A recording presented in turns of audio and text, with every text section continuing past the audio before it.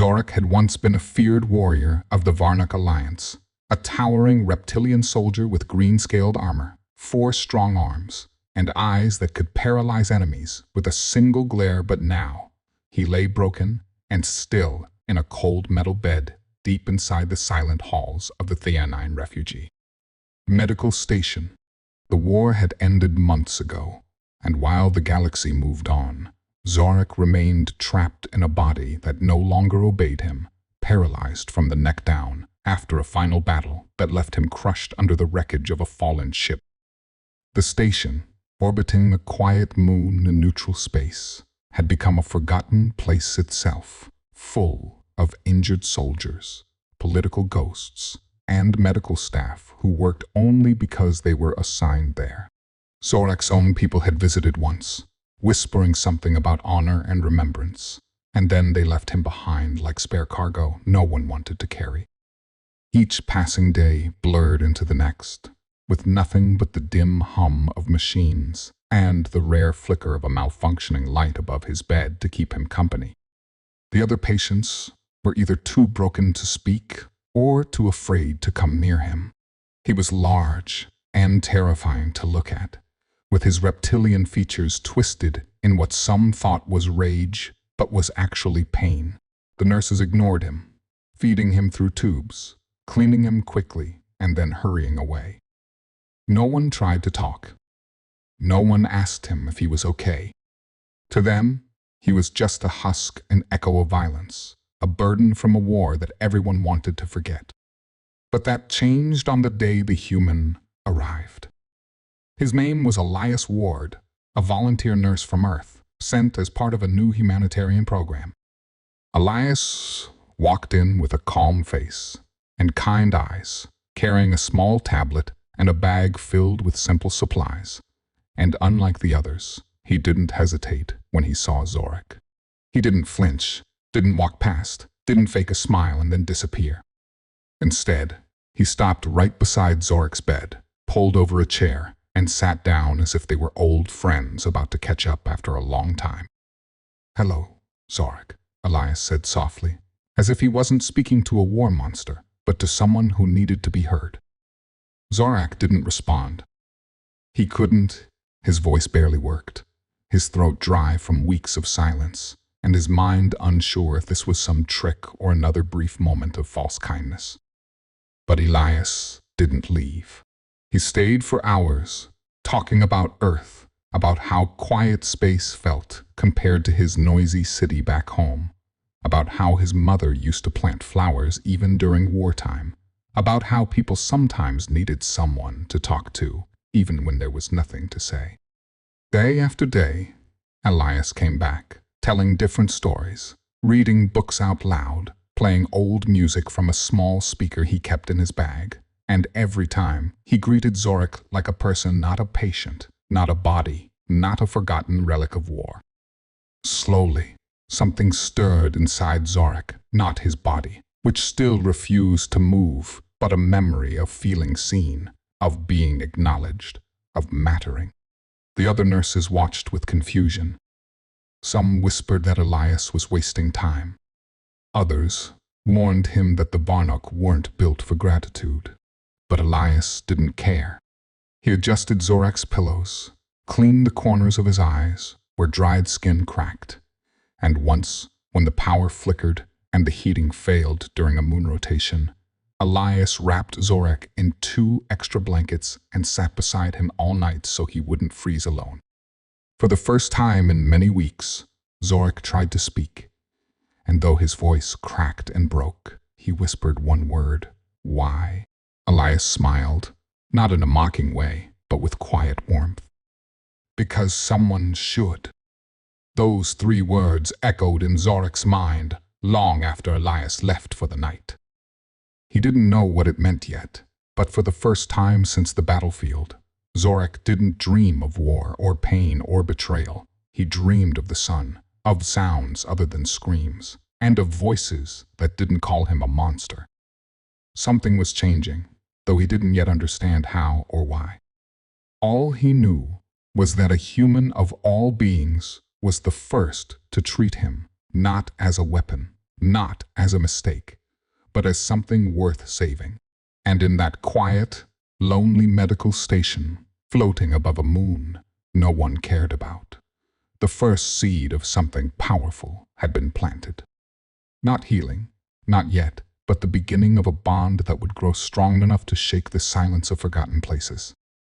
The next morning, Elias returned, carrying a small book in one hand and a steaming cup of something that smelled like cinnamon in the other, walking through the silent corridors of Theta 9, as if he belonged there, even though everyone still looked at him like he was strange for caring about a paralyzed alien warrior no one had spoken to in weeks. He greeted the guards with a tired nod, smiled politely at the other nurses who avoided eye contact, and then entered Zorek's room like it was a sacred space.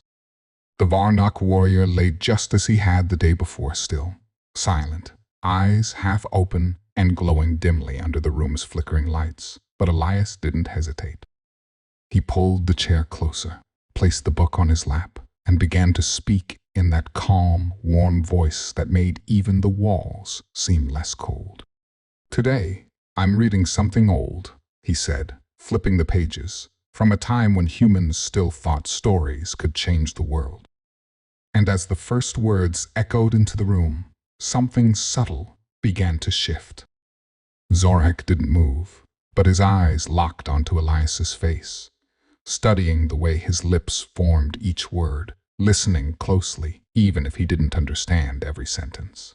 The story was simple, a tale about a knight who had lost his sword and his hope, and a child who showed him that strength wasn't always in the weapon, but in the heart. Elias read slowly, clearly, as if he were speaking to someone who had never heard kindness before. And maybe, in Zorek's case, that was true.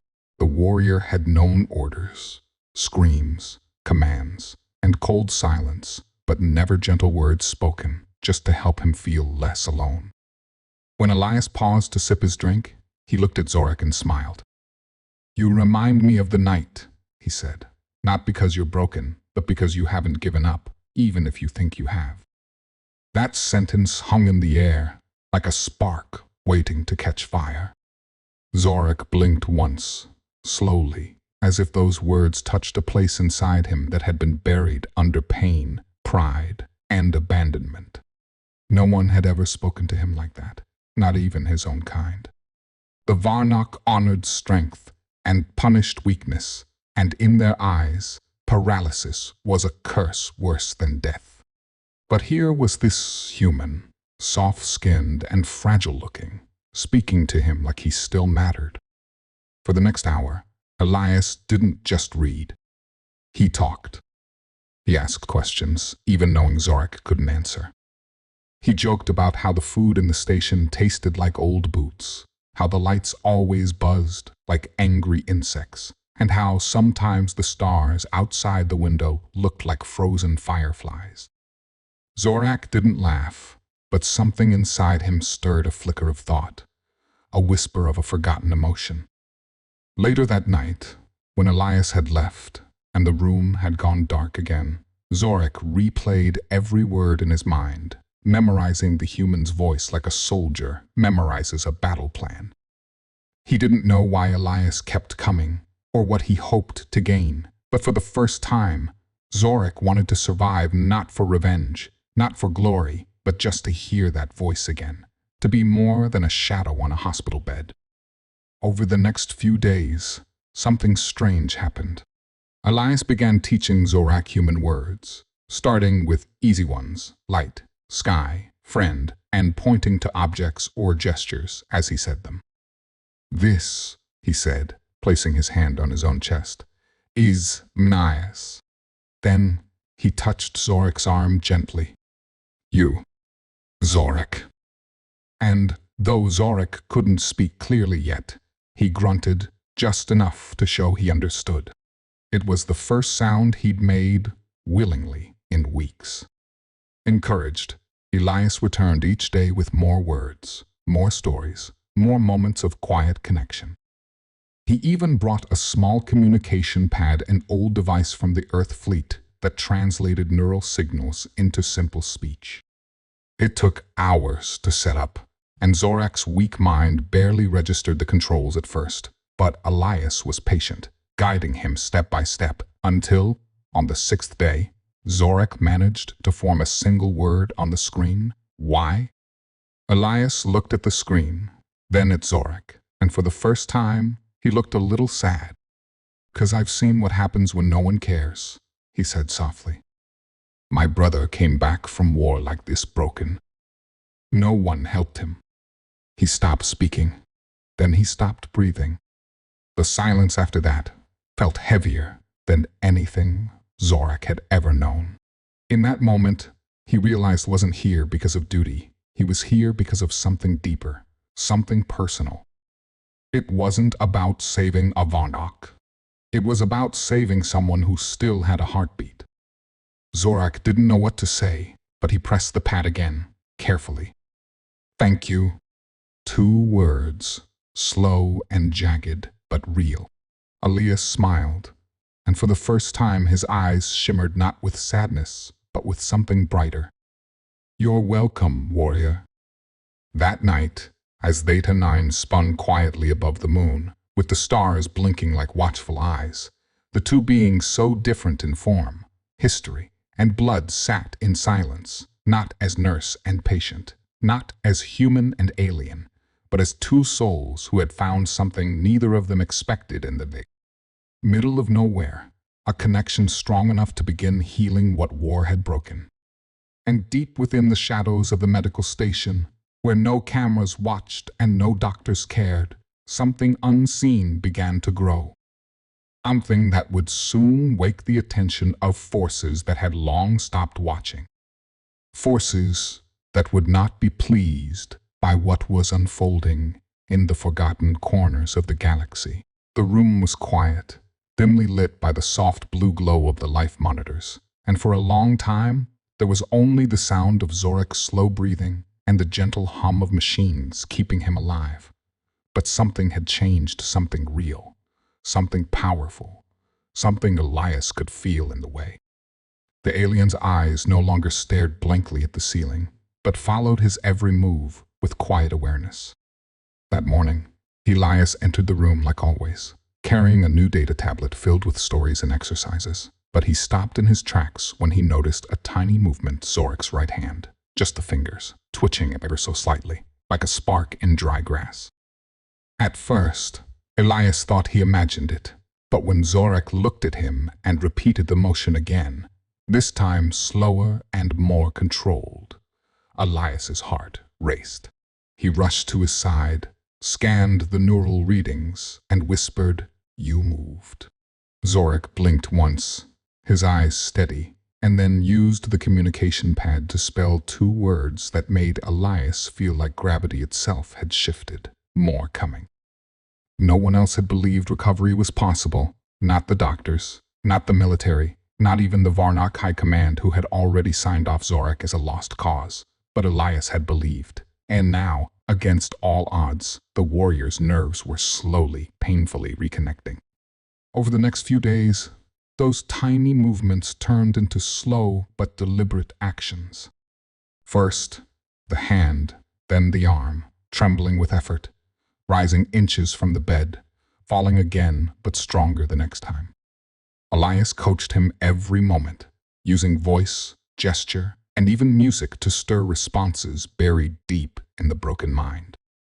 There were moments of pain, moments when Zorak's body refused to listen, when he trembled with rage and nearly shut down the comm pad in frustration, but Elias never left his side. He reminded Zorak that every small victory was part of a larger war, a battle not fought with blades or guns, but with willpower and trust. And Zorak, once a proud warlord feared across sectors, now found strength not in his claws or muscles, but in the human beside him who refused to let him fall. The station's crew started to notice the change. At first, they whispered, curious but distant. Then came the day when one of the guards peeked in and saw Zorak lift a cup of water shaking, spilling half of it, but doing it without help. News spread through the station like a pulse, and soon others began asking Elias what he was doing, how he had done it, what he had said to wake a warrior from a living death. But Elias didn't share much. He just smiled and returned to Zorak's side, knowing the bond they had built couldn't be explained in simple words. It was more than medicine. It was more than luck. It was the healing power of attention, of human stubbornness, of choosing to believe in someone when the whole world had already given up. And yet, not everyone was pleased. One afternoon, as Elias was helping Zorak stretch his arm with resistance bands, the medical commander, Dr. Heartwarming, walked in with 2 armed officers and a cold expression. "This needs to stop," she said. "Resources are limited. Your attention to this alien is wasting time that could go to real patients." Elias stood tall, defiant. "He is a real patient. He's showing progress." But Heartwarming shook her head. "The Varnock species signed his life over to us. He is here for observation, not rehabilitation. If you continue, we'll be forced to reassign you." Zorak watched all this in silence, his jaw clenched, and then did something no one expected. He spoke, not through the pad, but with his own voice, rough and dry. "He stays." The room fell silent. Heron's eyes widened. "You can talk?" Zorak nodded slowly. "I choose life." Those 3 words, broken and imperfect, echoed louder than any alarm. Heron left without another word, clearly shaken. After that, something new settled over the station. Elias and Zorak became symbols of resistance, of hope, of what happens when someone refuses to let go. And Zorak's progress accelerated. He sat upright by the end of the week, walked a few steps by the next, gripping Elias's arm with enough strength to leave bruises, but neither of them cared. Elias cried quietly, the first time Zorak stood on his own, and Zorak, ever proud, simply nodded and said, "Next, I run." That night, Elias sat outside the room, staring at the stars, wondering what would happen next. He had saved a warrior's body, but more than that, he had restored his spirit. And deep inside, he knew this wasn't the end, it was only the beginning. Somewhere in the galaxy, the Varnock would learn that their lost warrior had chosen to live, not because of orders or honor, but because a human had shown him what it meant to matter beyond the battlefield. And Elias, though tired and uncertain of the future, smiled quietly to himself, unaware that this spark of recovery would soon ignite something far bigger than either of them could imagine, something that would test their bond, challenge the laws of war and peace, and pull the two into a storm that had been building in the shadows for far too long. Days turned into weeks, and Zorak's strength continued to return, not as quickly as it once had in his warrior days, but enough to make the entire station take notice. And now, even the higher command of the human military had started to send quiet observers, watching him from the shadows, taking notes, whispering reports back to Earth. Elias knew something was coming, something big, and that it had to do with more than just Zorak's recovery. One evening, as the stars outside the viewing deck shimmered like silent watchers of forgotten wars, Elias received a message to report to the station commander immediately. Leaving Zorak, who was practicing balance exercises, Elias walked the long metal halls with a heavy heart.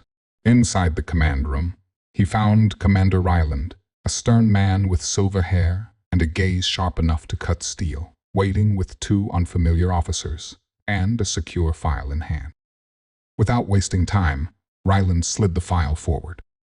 "We've intercepted encrypted Varnock transmissions," he said. "Your friend Zorak wasn't just any soldier. He was a prime strategist in a covert Varnock defense network, and they think he's dead. But now that he's alive and walking, they might want him back. or silence him for good. Elias felt the chill creep up his spine. What are you saying? Ryland leaned closer. We're authorizing a covert mission. Zorak needs to go back to Varnock territory, but not as a prisoner. He'll carry a message, a chance at negotiation. We want to see if there's a peaceful faction within the Varnock Council that might work with us before the war reignites. Elias's mind spun. Zorak wasn't ready. His legs were still weak, his voice still cracked with effort, and his body carried pain like a shadow, but he had fire in his eyes again. Elias returned to Zorak's room late that night, told him everything, and waited for his response. The alien stood silently for a long time, staring at the stars through the thick glass window, and then, with slow but firm words, he spoke. I will go, but not for them. For the ones who cannot speak. For peace. That single sentence struck Elias harder than anything he'd heard in weeks. The next day, preparations began. The station's mood shifted, no longer just about healing, but strategy, secrecy, and movement. Zorak trained harder than ever before, his limbs pushing past the pain, his balance improving every hour, his mind sharper as old battle instincts returned. Elias stood beside him through every test, guiding him, reminding him that this mission wasn't about proving anything to the military. It was about changing the future. But not everyone trusted the plan. A group of human officers believed Zorak would betray them the moment he stepped into Varnock space, and a quiet tension began to build within the station walls. Some accused Elias of being too close, of letting emotion cloud judgment. Others feared the mission would trigger another war. And then came the threat. A coded message appeared in the command system, a warning in old Varnock language. He belongs to the dead. Send him, and we finish what we started. Elias read the message aloud to Zorak, and for the first time, he saw fear flicker in the alien's expression. Not fear for himself, but fear that everything they had fought for might be destroyed. That night, as the station prepared the stealth transport vessel, Elias and Zorak sat in silence, watching the stars. Are you ready? Elias finally asked. Zorak nodded slowly. Not in body, but in purpose, yes. And so the mission began. In the early hours of the morning, before most of the crew even stirred from sleep, the ship departed in silence, slipping through space like a whisper in the void. Elias accompanied Zorak, acting as his translator, his handler, and his only trusted friend. They passed through neutral sectors, dodged Varnock patrols, and finally reached a quiet moon where a small rebel Varnock faction had agreed to meet one that might believe in peace. But nothing went as planned. Upon arrival, they found the site abandoned, the buildings scorched, signs of struggle and retreat everywhere. Zorak's eyes narrowed, his battle senses returning in full. It's a trap, he muttered. And moments later, the skies above the moon cracked open with a sudden roar. Varnock assault ships appeared. Not just a few, but an entire squadron. The air was thick with danger. Elias and Zorak rushed back to their vessel, but the path was blocked. They were stranded, surrounded, and worse, Zorak recognized the symbol on one of the lead ships. My brother, he said grimly. He has come to end me. That revelation hit Elias like thunder. This wasn't just about politics or survival anymore. It was about family, betrayal, and unfinished war. Zorak's brother, once a close ally, had now become a hunter, determined to silence him before peace could take root. As the enemy ships descended, Elias and Zorak took shelter in the ruins, trying to plan their next move. Elias checked the ship's power from a distance, hoping for a way to break through the blockade, while Zorak stared into the sky with eyes that burned, not with hatred, but with quiet purpose. "If I fall here," he whispered, "they win. Not just the war, but everything we worked for." Elias placed a hand on his shoulder. "Then we don't let them win." And in that silent, broken moon, with shadows closing in, two unlikely warriors prepared for the next battle, not one of weapons, but of words, of heart, and of the fire that rises when one soul chooses to protect another, even against impossible odds. The air on the ruined moon was heavy, not just from the heat and ash of the burned-out buildings, but from the silence that followed the landing of the Varnak assault ships, a silence that felt like it was waiting to be shattered by something dangerous and final. Elias stood close to Zorak, both of them hidden behind the cracked wall of an old communications tower, their breath quiet, their minds racing. The sound of metal boots echoed in the distance, Varnak soldiers sweeping the area, but Zorak was not afraid. He stared at the ground, lost in memory, until he finally spoke in a low voice. "He wasn't always like this, my brother, Varneth. We fought side by side once. He saved my life more than once." Elias listened carefully, knowing now that this mission had become personal in ways command back at the station couldn't have predicted. Zorak continued, "But the war changed him. Power changed him. After I was wounded and left behind, he must have thought I was dead. He rose in rank, built a name, maybe even built this new world where peace is weakness. If he sees me now, he won't hesitate." As they moved carefully through the rubble, avoiding patrols and trying to locate a path back to their ship, Zorak's mind was filled with old flashes of battle moments where he and Varneth laughed, fought, bled together, trained in the same war academies, protected each other from enemy ambushes. But now, all of that felt like another life, one burned away by years of war and politics. Suddenly, a noise broke the silence, a transmission ping on Elias's comm device. It was a coded message from the ship, shields breached. Escape window, 22 minutes. Enemies, closing. Elias showed it to Zorak, and they both knew what it meant. They had less than half an hour to reach the ship, or they would be left behind. They picked up their pace, moving through shadows, using Zorak's old knowledge of Varnak attack patterns to avoid being spotted. Just as they reached the outer ruins near the landing zone, a voice rang out across the air in Varnak language, sharp and cold. "Zorak, show yourself, or your human friend dies first." Zorak froze. He recognized the voice instantly. It was deeper than he remembered, more filled with hatred than honor, but it was his brother's.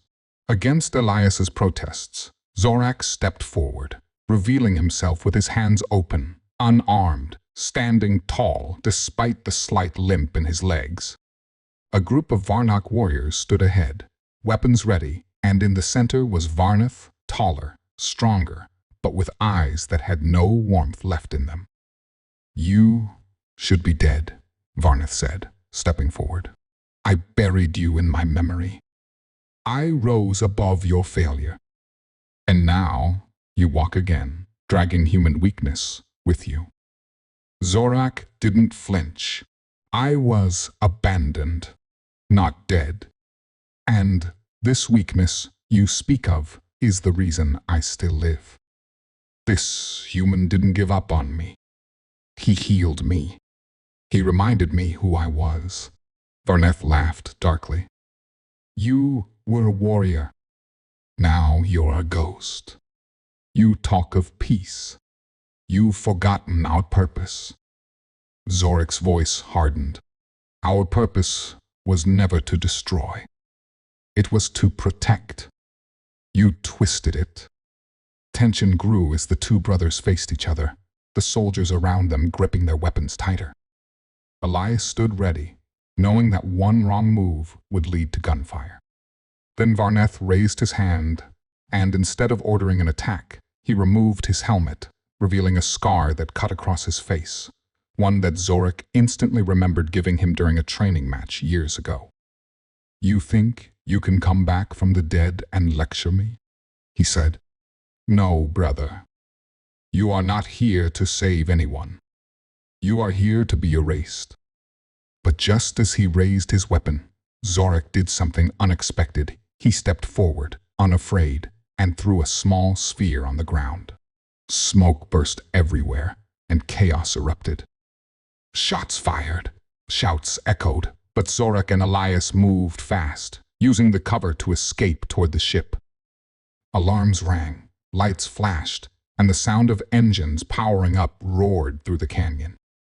They ran, dodging plasma blasts, Zorak pushing through pain he hadn't felt in weeks, Elias covering him with a stolen blaster. They reached the ship's ramp just in time, doors closing behind them as the engines screamed and lifted them into the sky. Through the rear window, Zorak saw Varneth standing alone, watching them rise, his face filled with fury and disbelief. Inside the ship, breathless and bruised, Elias collapsed into the pilot's seat, while Zorak sank into the floor, his eyes staring into nothing. "It's not over," he whispered. "He'll come after us." Elias nodded. "Let him try. We're not done either."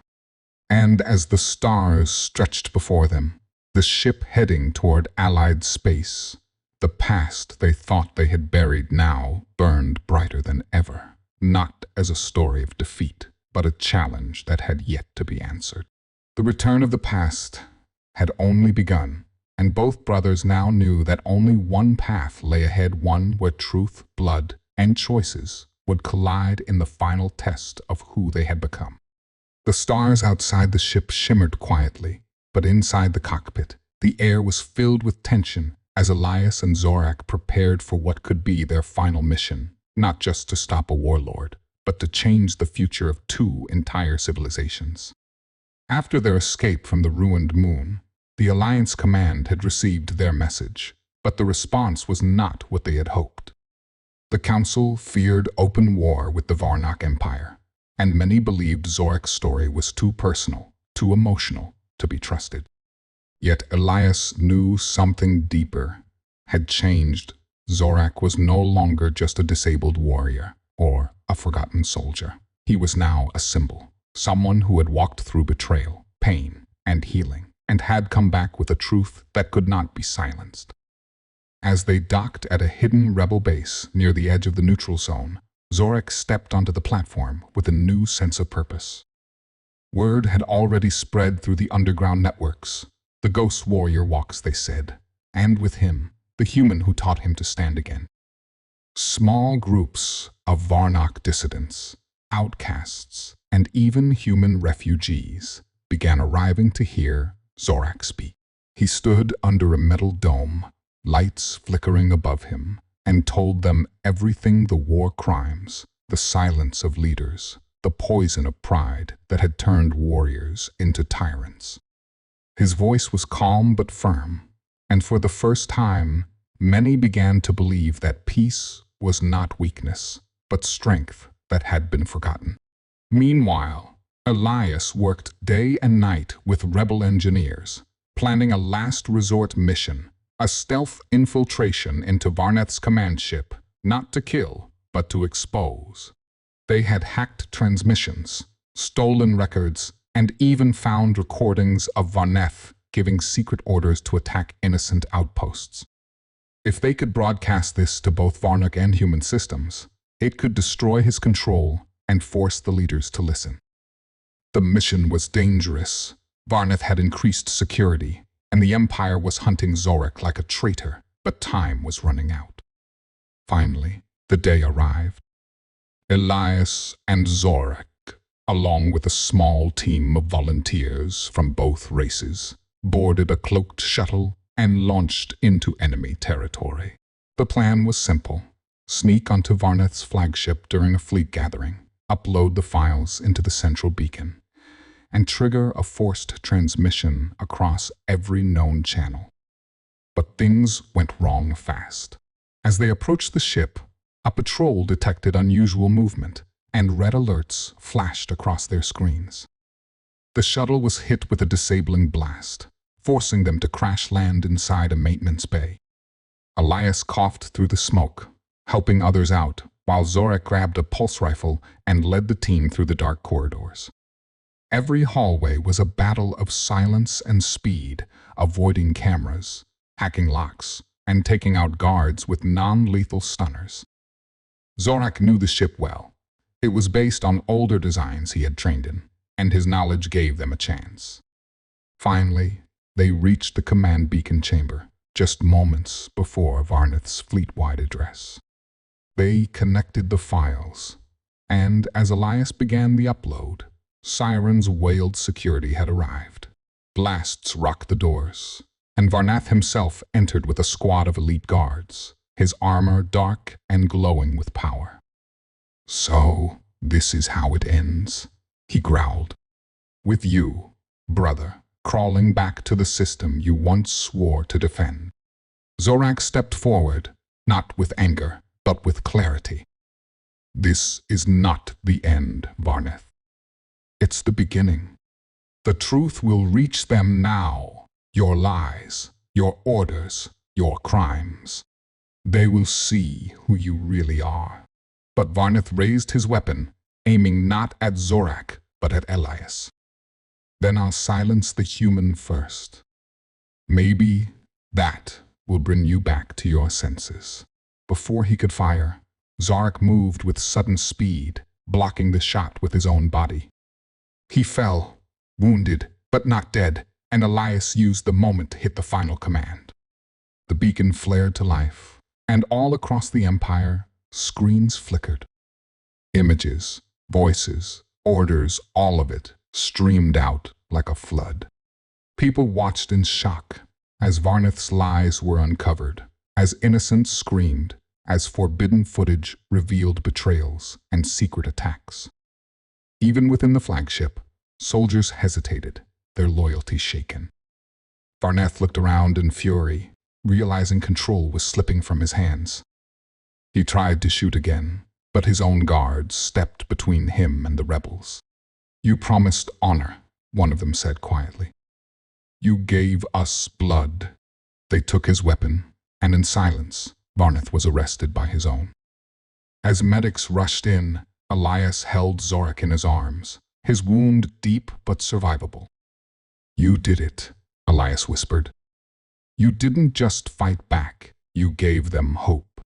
Days later, Zorak stood before a new council, one made of both Varnock and human leaders, some former enemies, now willing to talk. He spoke, not as a warrior, but as a bridge between two worlds, someone who had suffered under both hatred and silence. His legacy was not war, but the spark of unity. Elias stood beside him, now a symbol among humans too, a reminder that one soldier, one choice, could change everything. As the stars watched silently, a new treaty was signed, one that promised more than just peace. It promised healing, truth, and a future where no one would be forgotten again.